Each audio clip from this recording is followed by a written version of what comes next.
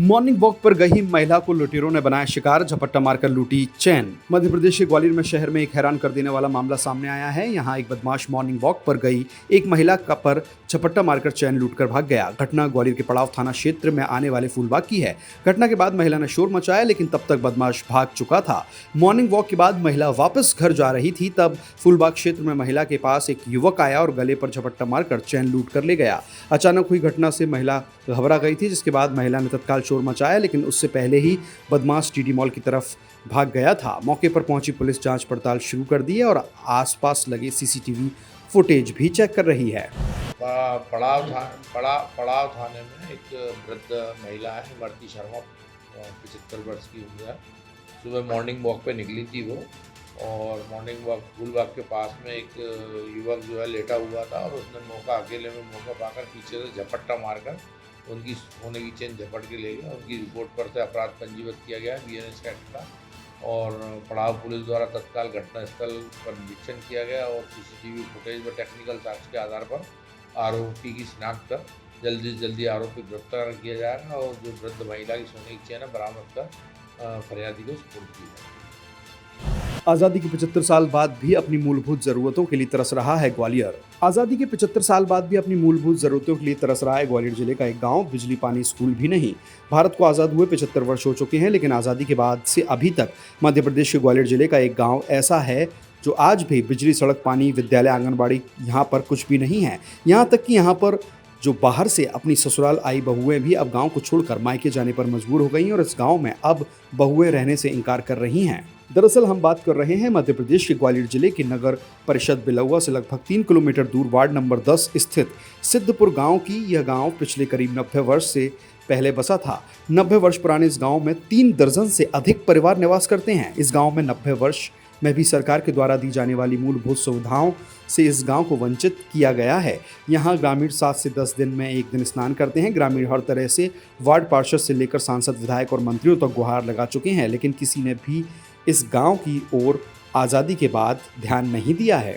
समस्या हमारी ये है कि सबसे प्रथम हमारे गांव में लाइट नहीं है, जबकि सब गाँव में, हमारे आसपास गांव में 24 घंटा लाइट चल रही है। हमारे गांव में बिल्कुल लाइट ना है।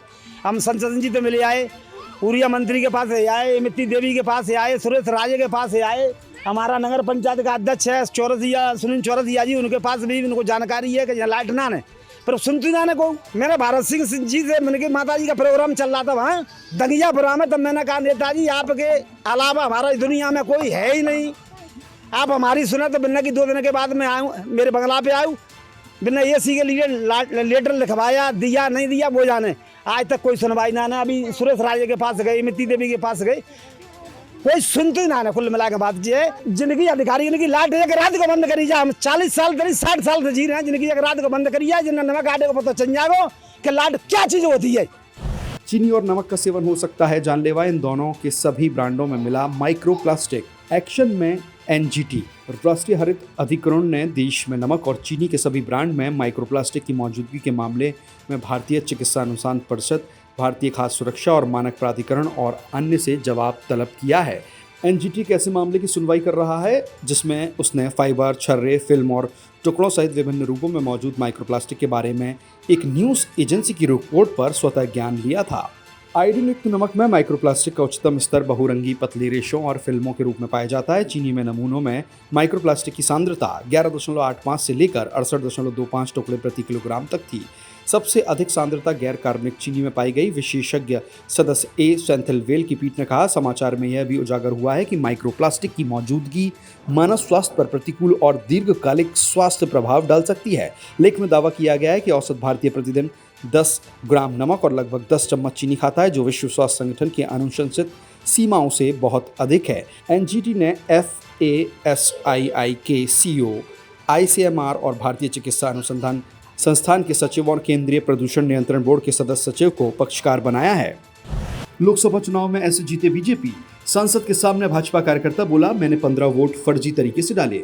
मध्य प्रदेश की 29 लोकसभा सीटों पर कब्जा जमाने वाले भारतीय जनता पार्टी के नेताओं की जीत के बाद अब कुछ विवादित बयान सामने आ रहे हैं। दरअसल ये मामला विदिशा की लटेरी तहसील का है। यहाँ गुरुवार शाम भाजपा नेताओं के बयान का वीडियो सोशल मीडिया पर वायरल हो रहा है, जिसमें वे सांसद के सामने कह रहे हैं कि उन्होंने फर्जी वोट डाले, कांग्रेस के एजेंटों को पोलिंग बूथ में घुसने नहीं दिया। इस मामले को लेकर कांग्रेस ने चुनाव आयोग और कोर्ट जाने की तैयारियां शुरू कर दी हैं। जानकारी के अनुसार सागर लोकसभा क्षेत्र में आने वाली विदिशा की सिरौंज विधानसभा सीट की लटेरी तहसील में भाजपा सांसद लता वानखेड़े गुरुवार को क्षेत्र में आयोजित एक कार्यक्रम में पहुंची थी। इस बीच भाजपा कार्यकर्ताओं ने उनका उत्साह से स्वागत किया। सिरौंज विधानसभा सीट से भाजपा विधायक उमाकांत शर्मा के प्रतिनिधि और लटेरी नगर परिषद अध्यक्ष के पति संजय अंतु भंडारी इस दौरान लोकसभा चुनाव के दौरान की गई कथित अनियमितताओं का बखान करते दिखे।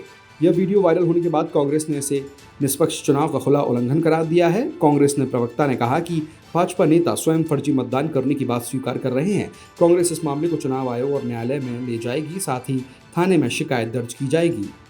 अमेरिका जा रहे हैं राहुल गांधी, छात्रों और प्रवासी भारतीयों से करेंगे मुलाकात। वरिष्ठ कांग्रेस नेता राहुल गांधी अगले महीने की शुरुआत में अमेरिका का दौरा करेंगे और वहां भारतीय समुदाय, छात्रों और सांसदों से मुलाकात कर सकते हैं।